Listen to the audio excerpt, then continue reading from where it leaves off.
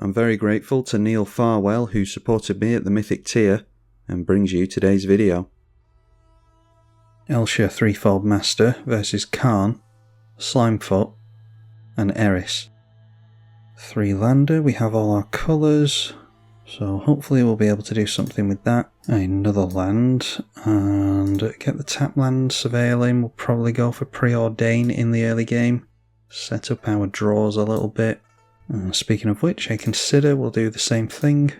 Be able to do both next turn, so probably go for the scry first and then the surveil. Actually, I don't know if it matters which one we do first. Karn has a Rogue's Passage and an Abstergo Entertainment. Now, do we want to go Preordain over Consider? I think so. I'm actually thinking of holding on to this for after we get our commander in play, so Preordain. And Skull Clamp, Fierce Guardianship are both two good things to hold on to, so top and top. Then a tap land, Jade Mage from the token player. Thran Dynamo for the artifact player because he got into Ancient Tomb on turn 3 and doesn't make use of the 3 mana, luckily for us. So we can now get down our commander with Fierce Guardianship back up. Wavebreak Hippocamp is going to draw a decent number of cards, especially if our opponent can make use of instants during the entire turn cycle. Cultivate, Encroaching Wastes this time, and throws out a Dreamstone Hedron, so we'll have 5 mana available, 4 cards in hand, and then gets down Karn, which is a 6/6 at the moment. So I think we make use of the Snap here. Snap is free, we've got 4 mana available. We have to be careful of casting Skull Clamp because it will trigger prowess on the tokens, and if we want to draw cards straight away we'll have to do it before they enter. Let's definitely see about Snap onto the Karn to try and slow that down a little bit. And this is free because as long as it resolves it will untap the lands that we use to cast it. And of course it does land. So do we instead want to go for the Witch Enchanter and blow up 3 mana? We'll have 5, 6, 7, 8, 9 still. Does it make that much of a difference? Maybe best just adding command attacks with this. So let's play Consider. And Winged Boots I really like. So put that on top and draw into it. Then it is Island. And I'm just going to play and equip the Winged Boots. Only problem is if there's Meteor Golem or Duplicant or something like that from the artifact player. He's got a surplus of mana, so should be able to play the Ward. But we'll go and deal 4 commander damage over there and make 4 tokens for ourselves.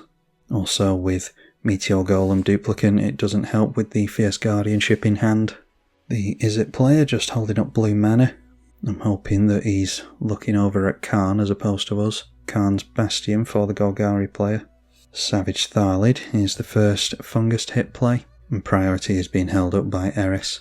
Wavebreak Hippocamp going to trigger for the first time thanks to casting a Frantic Search, so we'll still have the mana held up for other instants. Discards to that a land and a Dig Through Time. Karn being replayed again, so doesn't get the additional mana at least, but still plenty available. And taps into... that's definitely something that we want to be countering. So trigger all of our prowess, which isn't going to be all that useful to us. But we don't want our spells costing more. Alright, Jeska's Will's pretty good. This player has 6 cards in hand. Is he going to counter that? Because I'd love to go Witch Enchanter. Yeah, let's try it. This Jeska's Will resolving is going to be the difference between this guy untapping with Karn and not, maybe. And he's thinking about it. I'm hoping Karn isn't going to be underappreciated here, but I have a feeling that this guy's looking at us. Okay, it's Intuition, search for 3 cards. An opponent chooses one. That goes into your hand, the rest in the graveyard. So maybe you can get Force of Will or something like that. And he's choosing the Karn player. And he does search out the Force of Will, Galvanic Iteration and Spit Flame. So of course he's given the Force of Will. So I think instead of the Witch Enchanter, he exiled Hydroelectric Specimen to the Force of Will. I think instead of going for this, now that we don't have the mana, we're going to have to shock this in, play and equip Skull Clamp to a Monk. And this does at least mean that the creature token is going to remain alive once the Skull Clamp goes onto it, which means we can actually swing in here. We've got 3/3, well now a 4/2 token, and a 3/3 commander. And I am not going to underappreciate Karn. I don't know why you just saw that God Pharaoh statue and then didn't concentrate over there. We haven't shown any hate towards the Izzet player, but I'm not going to be reactionary. I want to see the back of Karn as soon as we can. He does decide to block, so Skull Clamp is going to draw us some cards. We still deal commander damage. Maybe could have swung it with more actually, because we're going to have blockers held up still. And Austere Command, we have a few artifacts that can go down, but might be forced into it with the Karn. Hopefully we keep hold of the Skull Clamp. Eris, Roar of the Storm into play. I'm guessing that was, yeah, of course it was only 2 mana because he's got a full graveyard here. Different CMCs on his instants and sorceries. And then it is Power Balance. Whenever an opponent casts a spell, reveal the top card of your library. If you do, cast it without paying the cost. If the two have the same mana value, makes his first 4/4, because that was the second spell he cast, of course. Savage Thallid gets the first counter.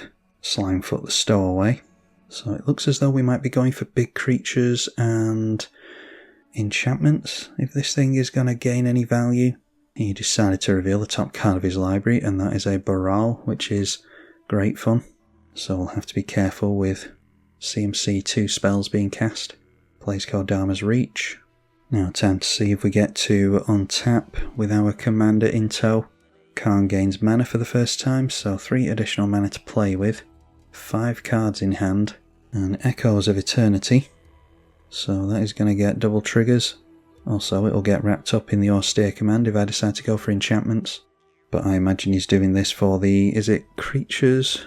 No, it's whenever you cast a colourless spell, so I'm guessing he's trying to copy his artifacts with it.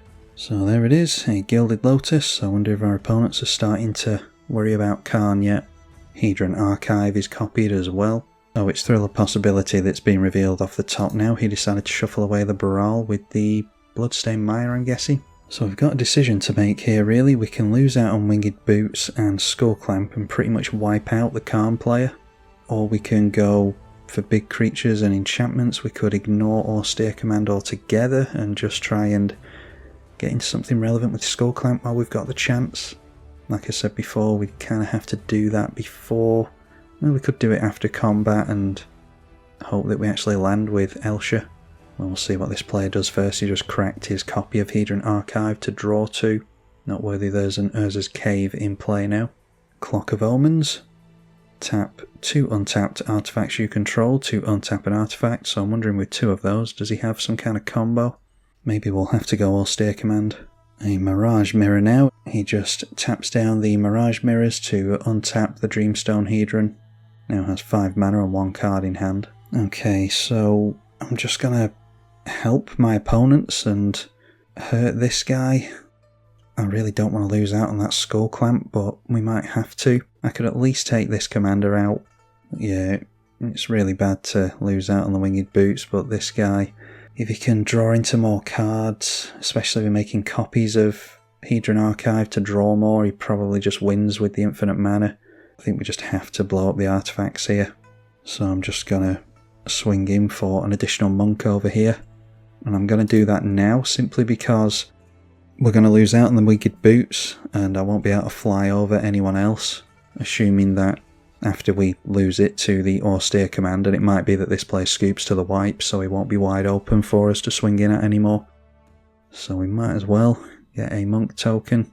And now we'll go Austere Command, do our opponent's dirty work for them, which I don't like. We're helping our opponents out massively, not only by making it so that they don't have to deal with this guy, but we're dealing with our own really good permanents as well.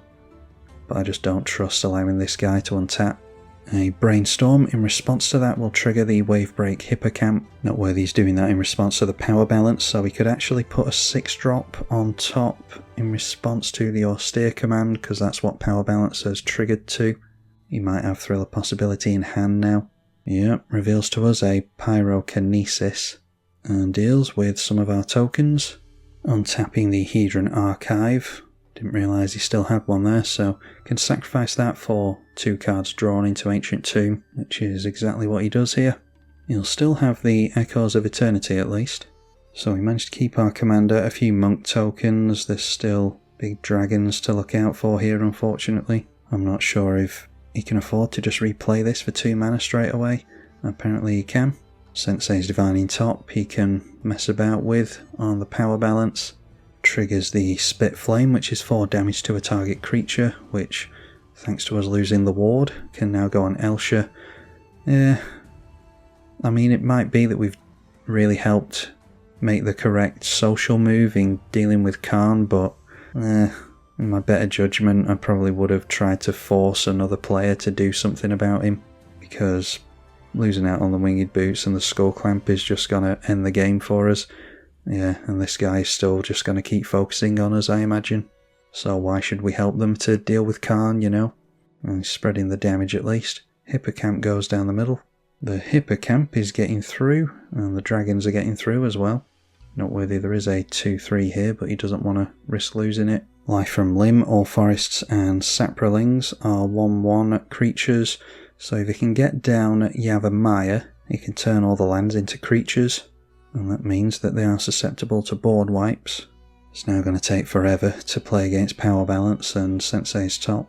Reveals with that, and Arid Mesa, he didn't seem to bother spinning the top. Our opponent has a Ghost Quarter as well. And all his dust wipes everything out twice.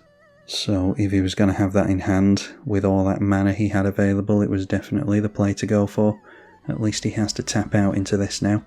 See if he can force the Izzet player to make a counter. Like I said, the Echoes of Eternity is going to double up, making the counters not as good.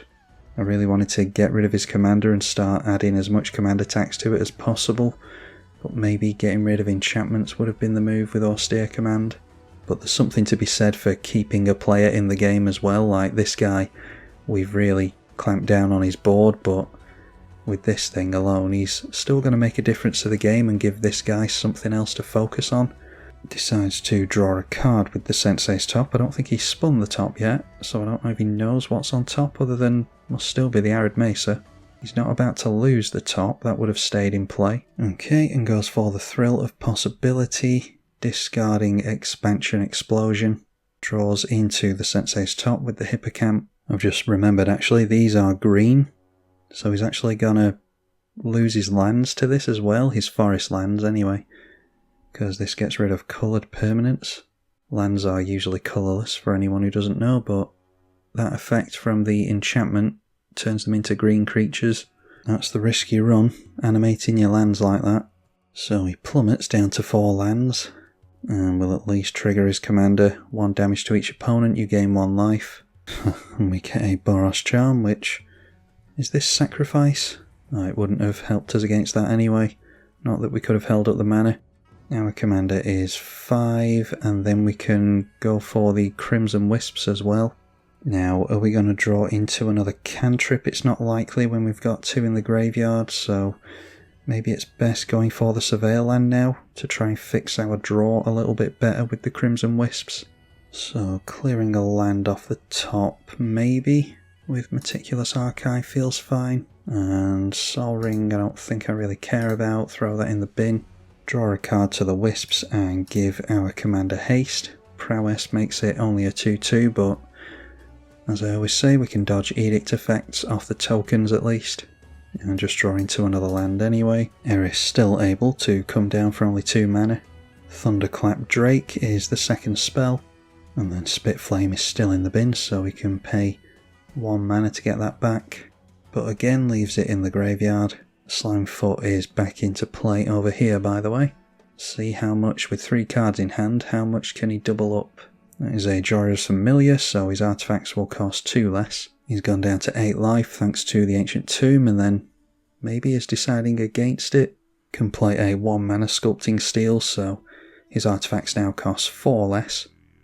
And then a Planar Bridge. It's legendary thankfully, and he can't pay the activation cost on that, but he could search out something really scary. And curiously decide to keep the token copy and throw this in the bin ready for reanimation maybe. Okay, Bergie, we just Well, we could get card advantage out of it, I suppose.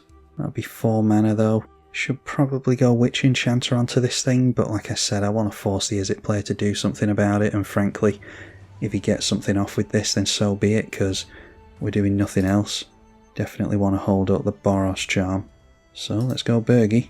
And there's nowhere that we're swinging in at the moment. Reality Shift goes on to our Elsha.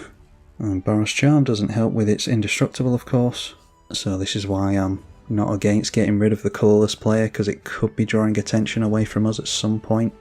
Manifest the top card, which is... oh, it's the Bravado. Don't have that many creatures in play.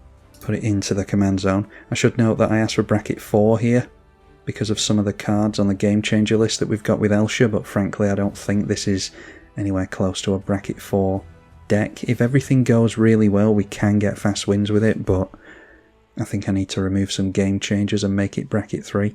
And there's Vandal Blast, so we're forcing him to use it, like I said. That swallowed up 5 of his mana doing that, and now it is Octavia.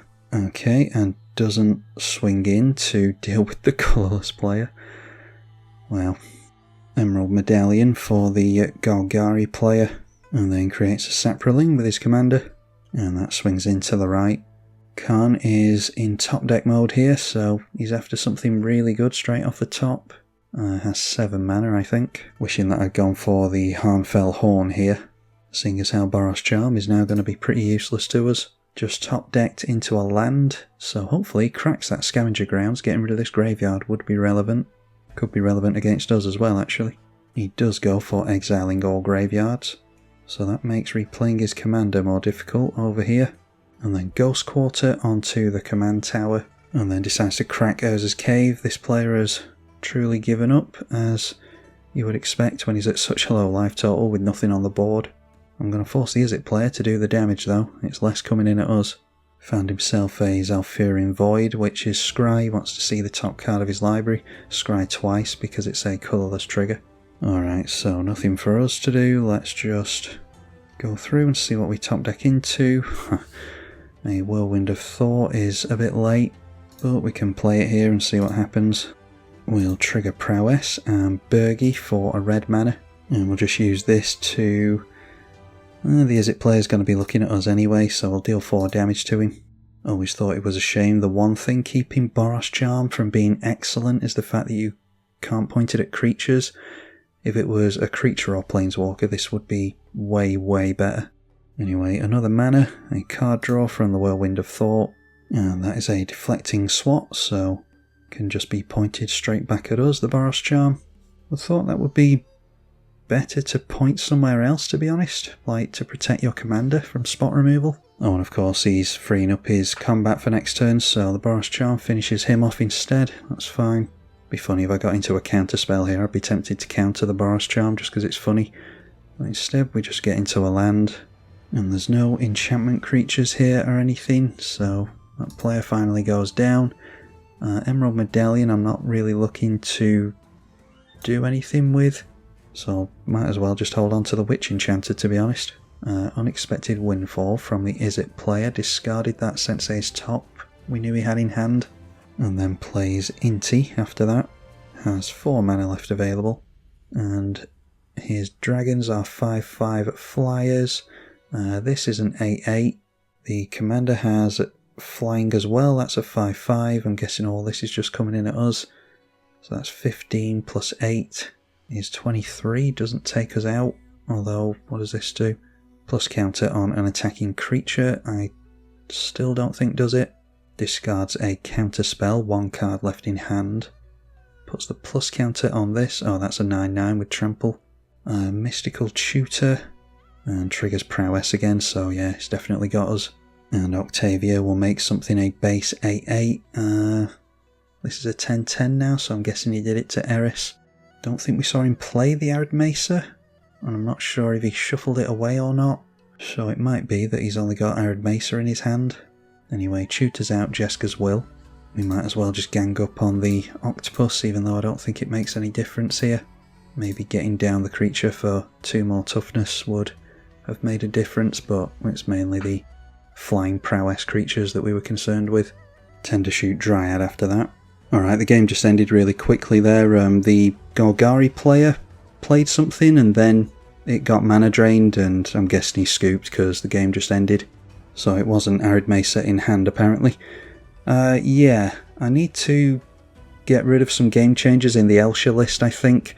At the end of the day, it's a combat-based deck, and you don't tend to do that well with combat-based decks in the really powerful Bracket 4 games like we saw here.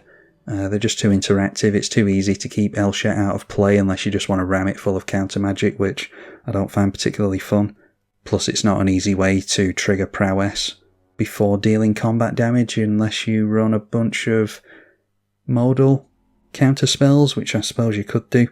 Anyway, it was a good game to show you all regardless, I think, so hopefully you all enjoyed it. Big thank you to the patrons for their support of the channel as ever. I'm tribalkai. Thank you for watching.